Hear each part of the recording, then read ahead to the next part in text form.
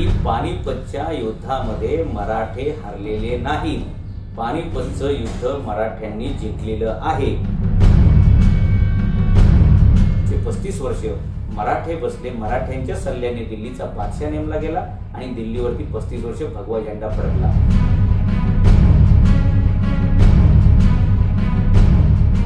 आणि येणारे पुढचे सगळे व्हिडिओ आपल्याला माहित पडावेत यासाठी आपण खाली एक सबस्क्राइब नावाचं बटन दिलेलं आहे, ते सबस्क्राइब नावाचं बटन दाबा, म्हणजे येणारे पुढचे सर्व व्हिडिओ आपल्याला पाहता येतील। नमस्कार। या व्हिडिओच्या माध्यमातून आम्हाला महाराष्ट्रातील राज्यकर्त्यांना, महाराष्ट्रामध्ये जे लोक सत्तेत असतील त्यांना आणि सगळ्या शिवप्रेमींना एक महत्त्वाची विनंती करायची आहे।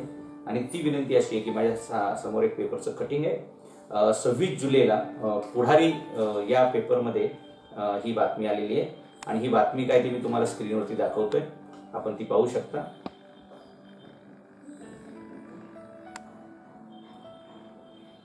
या बातमीमध्ये असं म्हटलेलं आहे की हल्दीघाटीच्या लढाईत महाराणा प्रताप यांचाच विजय झालेला आहे आणि महत्त्वपूर्ण संशोधनानंतर राजस्थानच्या इतिहासामध्ये हा बदल करण्यात आलेला आहे। तेथील इतिहासकार डॉक्टर चंद्रशेखर शर्मा यांनी केलेल्या संशोधनाच्या आधारे राजस्थान सरकारने हा अत्यंत क्रांतिकारी असा निर्णय घेतलेला आहे। याच्यापूर्वी आपल्याला फक्त असं सांगितलं जायचं की हल्दीघाटीमध्ये मोठी लढाई झाली, त्याच्यामध्ये अकबराचा विजय झाला आणि महाराणा प्रताप यांना त्यातून परांगदा व्हावं लागलं आणि मग त्यांनी जंगलामध्ये गेले आणि गवताची भाकरी करून खाल्ली वगैरे। या संशोधनामध्ये असं सिद्ध झालेले आहे की या युद्धामध्ये महाराणा प्रताप यांचा विजय झाला होता आणि महाराणा प्रताप यांना तो विजय मिळाल्यामुळे अकबराचा जो सेनापती होता मानसिंग आणि बाकी सगळ्या सरदारांना अकबराने 2 महिने त्याच्या दरबारात येऊ नका असा आदेश काढला होता। आणि या युद्धानंतर, हल्दीघाटीच्या युद्धानंतर महाराणा प्रताप यांनी राजस्थानमध्ये अनेक न्यायनिवाडे केलेले आहेत। अर्थात याचा अर्थ स्पष्ट आहे, जो माणूस जिंकलेला असतो तोच राज्य करतो आणि तोच न्यायनिवाडे करत असतो, असं हे नवीन संशोधन झाल्यामुळे राजस्थानमध्ये आणखी एक ताम्रपट पण सापडलेला आहे आणि त्या ताम्रपटावरती पण काही महाराणा प्रताप यांनी जे न्यायनिवाडे केलेले आहेत ते सापडलेले आहेत आणि त्याच्यामुळे अभ्यासक्रमामध्ये महाराणा प्रताप हरले नसून महाराणा प्रताप यांचा विजय झालेला आहे अशा प्रकारचा नवीन क्रांतिकारी इतिहास राजस्थान सरकारने अभ्यासक्रमामध्ये टाकण्याचा निर्णय घेतलेला आहे आणि तशा प्रकारे त्यांनी अभ्यासक्रमात समाविष्ट केलेला आहे।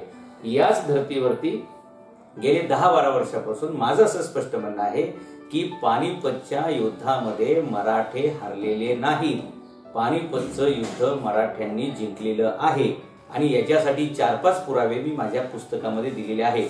2011 साली मी हे पुस्तक बाजारात आणलेलं आहे।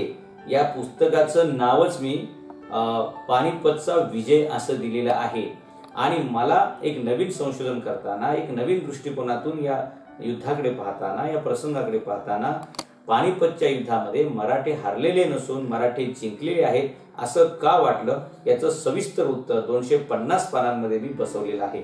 माझ्या मताप्रमाणे मराठे पानिपतामध्ये जे गेले ते 1.25 लाख होते, त्यातले जवळपास 65,000 मराठ्यांनी या देशाच्या रक्षणासाठी आपलं बलिदान केलेलं आहे, ही गोष्ट खरी आहे। मग काय अब्दालीला विजय मिळाला का? या युद्धामध्ये पेशव्यांच्या नाकर्तेपणामुळे किंवा त्यांच्या पंचांग मुहूर्त ह्या सगळ्या भानगडी बघण्यामध्ये किंवा तीर्थव्रत करणे या सगळ्यामध्ये आपली रसद कापली गेली आणि जी काही कम्युनिकेशनची संपर्क यंत्रणा जी असते ती सुद्धा अब्दालीने मारून काढली आणि त्याच्यामुळे मोठ्या विवंचनेमध्ये मराठ्यांनी जवळपास 1.5-2 महिने तग धरला आणि पेशवे मात्र वाट बघत बसले चांगल्या मुहूर्ताची, चांगल्या क्षणाची आणि तसं काय होणं शक्य नव्हतं। आणि मग अब्दालीनं एक योग्य संधी बघून ह्या युद्धाला तोंड फोडलं आणि बरोबर ते मकर संक्रांतीच्या दिवशीच कसं काय फुटलं हा सगळा वादाचा विषय बाजूला ठेवूया, परंतु या युद्धामध्ये जसं मराठ्यांचं प्रचंड नुकसान झालं पेशव्यांच्या हलगर्जीपणामुळे, तसंच अब्दालीचं सुद्धा झालं। तो 2 वर्ष त्याच्या मायभूमीपासून बाहेर राहिला आणि हे युद्ध संपल्यानंतर 4 दिवसाच्या आतमध्येच अब्दालीने हिंदुस्थानमधून पळ काढला। जर हिंदुस्थानमध्ये त्याला या पानिपतच्या युद्धामध्ये विजय मिळाला असता तर पुढे अब्दालीनं जसं बाकीचे गझनी असतील, बाबर असतील, लोधी असतील यांनी भारतावरती राज्य केलं, तशा प्रकारे अब्दाली दिल्लीच्या गादीवर का बसला नाही किंवा ज्या अब्दालीला ज्यांनी नजीब म्हणून जो होता उत्तर प्रदेश मधला, रोहिलखंड मधला, ज्या नजीबाने त्याला इथे येण्याचं आमंत्रण दिलं त्या नजीबाला सुद्धा तो त्या गादीवर बसू शकला नाही आणि नेमकं या गादीवरती पुढचे 35 वर्ष मराठे बसले, मराठ्यांच्या सल्ल्याने दिल्लीचा बादशाह नेमला गेला आणि दिल्लीवरती 35 वर्ष भगवा झेंडा फडकला। मग आम्ही या युद्धामध्ये हारलो ही हक्काटी कोणी पिकवली किंवा हे असा अपप्रचार कोणी केला, तर हा इतिहास बदलला पाहिजे अशी माझी भूमिका आहे जी मी या पुस्तकामध्ये मांडलेली आहे। आणि माझं जे कन्क्लुजन आहे ते मी या पुस्तकामध्ये दिले ते असं आहे की या युद्धात जसे मराठ्यांचे नुकसान झाले तसेच मोठ्या प्रमाणावर अब्दालीचे झाले। विजय म्हणावा तसा अब्दालीला या युद्धातून ना पैसा मिळाला, ना मुलूक मिळाला, ना एखादी सत्ता। मग तो विजय तो कसला आणि कशाचा? या युद्धातून मराठ्यांना तात्पुरती माघार घ्यावी लागल्याचे क्षणिक चित्र दिसते, तर दूरगामी दृष्टिकोनातून पाहिले तर मोठा दीर्घकालीन निर्णायक विजय मराठ्यांनी या युद्धात नोंदवला। या युद्धानंतर 35 वर्ष दिल्लीवर भगवा झेंडा फडकला। मराठ्यांच्या या पार्थ पराक्रमामुळे पंजाबातील शिखांनाही परकीय आक्रमकाविरुद्ध उभे राहण्याची ताकद मिळाली। स्वातंत्र्यासाठी अनेक दशके लढणाऱ्या शिखांच्या स्वातंत्र्याची पायरी मराठ्यांनी बसवली हे विसरून कसे चालेल? अब्दाली स्वतःच्या अटीवर नव्हे तर मराठ्यांना हवा तसा तह करून या प्रसंगातून सही सलामत बाहेर पडू इच्छित होता। तो याच कारणामुळे मराठ्यांनी अब्दालीला दिलेला तडाखा एवढा जबरदस्त होता की खुद्द अफगाणिस्तानात अब्दाली जिवंत राहिला का असा प्रश्न लोकांना पडला।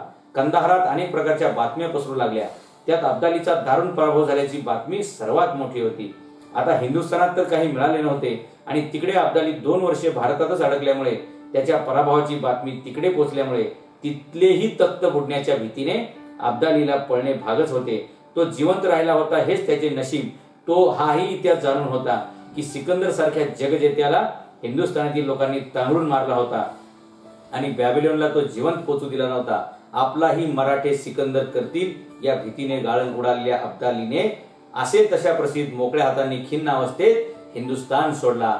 मग मला सांगा, जर अब्दाली मोकळ्या हाताने खिन्न उदास अवस्थेमध्ये जर हिंदुस्थान मधून परत गेला, ना त्याला रसद मिळाली, ना त्याला पैसे मिळाले, ना संपत्ती मिळाली, ना मुलूक मिळाला, मग त्याला मिळालं का या युद्धातून? म्हणजेच या युद्धामध्ये अब्दालीचा मोठा पराभव मराठ्यांनी केला आणि याचा पुरावा म्हणून हे पुस्तक मी लिहिले पानिपतचा विजय। आणि मराठ्यांना पानिपत मध्ये विजय मिळाला याचा आणखी एक दुसरा पुरावा म्हणजे या अब्दालीला तडाखा दिल्यानंतर परत खैबर खिंडीतून कोणीही विदेशी आक्रमक हिंदुस्थानवरती स्वारी करण्याचा विचार करू शकला नाही, भारतावर आक्रमण करण्याची हिंमत करू शकला नाही। एवढा मोठा तडाखा जर मराठ्यांनी अब्दालीला दिला असेल तर नक्की आपल्याला असं म्हणायला जागा आहे की पानिपताच्या युद्धामध्ये मराठे हारले नव्हते, मराठे जिंकले होते। म्हणून आता आपण आपला इतिहास दुरुस्त करायला पाहिजे। महाराष्ट्र सरकारला माझी विनंती राहील की आपण अभ्यासक्रमामध्ये आता हे घ्या आणि आपल्या तरुण पिढीला हे कळू देत की त्यांच्या वाडवडिलांनी, त्यांच्या बापदाद्यांनी देशासाठी मरण पत्करताना, बलिदान पत्करताना मोठ्या निकराने लढा दिलाय। तो शौर्याचा लढा आहे, तो पराक्रमाचा वारसा आहे। आणि या युद्धामध्ये मराठ्यांना जरी मोठं नुकसान झालं असेल तरी दीर्घकालीन दृष्ट्या म्हटलं तर मराठ्यांना विजय मिळालाय। आणि या युद्धानंतर जे छत्रपती शिवाजी महाराजांचं स्वप्न होतं की अहत तंजावर तहत पेशावर, ते मराठ्यांनी त्याच्या अगोदर पूर्ण केलं। आणि या युद्धानंतर 35 वर्षे दिल्लीचा बादशाह कोण असावा आणि दिल्लीवरती भगवा फडकला जावा हे काम शिंदे आणि होळकर या लोकांच्या माध्यमातून झालं आणि शिवाजी महाराजांचं एक स्वप्न पूर्ण झालं। आणि म्हणून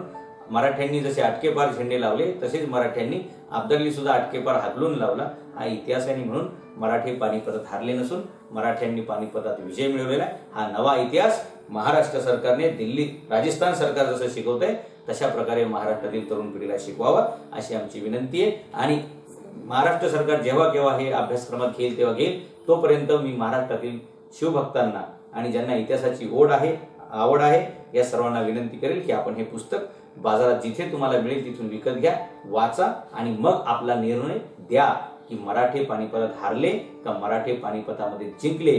आपण वाचल्यानंतर स्वतःचा निर्णय स्वतः घ्या आणि नंतर ठरवा की मराठ्यांनी पानिपतात गमावले का, कमावले काय, आणि मराठ्यांनी पराभूत झाले का मराठ्यांनी दीर्घकालीन विजय मिळवला याचा निर्णय आपला आपण घेऊ शकता। हे पुस्तक वाचा आणि मग ठरवा। जय हिंद, जय महाराष्ट्र।